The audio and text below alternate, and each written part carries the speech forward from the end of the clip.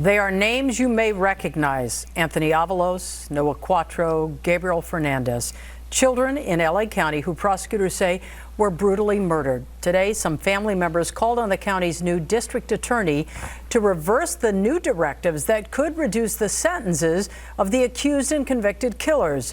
The I-Team's Lolita Lopez has been following their cases for years now and brings us the latest. It's literally really hard to even manage all the holidays and stuff. Christmas is an especially difficult time for Maricruz Avalos, remembering her nephew Anthony. It's never going to be the same, like, without him.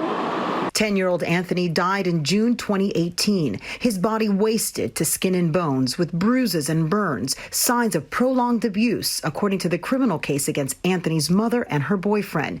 Both are on trial for murder and a special circumstance of torture, making the couple eligible for the death penalty. But just weeks in office, new LA County District Attorney George Gascon announced he will stop seeking the death penalty and says prosecutors will stop adding sentencing enhancements. We're here just because we want justice for Anthony. There's a hole in my heart, Mr. Gascon, that will never be filled because Anthony will always be missing. Anthony's family joined child victims' relatives and others to call on the new DA to pull back on his policies, which also include possible resentencing for thousands of prisoners. Kim Evans says her daughter's killer was convicted in 2015. It's not fair that we have to go through this all over again. This is not criminal justice reform.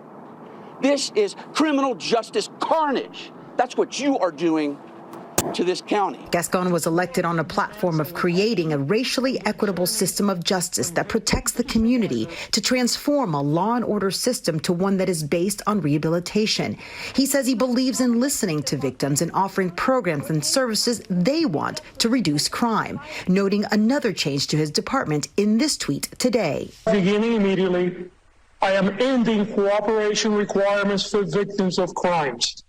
Victims will no longer be required to testify in order to receive victim services. These families say they are victims too and want to be heard. What would you tell the new DA? Oh, that's a really good one. I would just personally ask him if he could just, like, be in our shoes, and obviously he's not going to feel what we feel, but literally get us to the point where we got justice for Anthony. Now, just this afternoon, DA Gascon said he stands by his policies in an effort to stop mass incarceration and that no exceptions will be made. My colleague in the I-Team, Eric Leonard, will have more on Gascon's response and what he says about what the victims are now saying, victims' families who now spoke out. We'll have more on that in about an hour, but for now, it's the very latest. For the I-Team, Lolita Lopez, NBC4 News.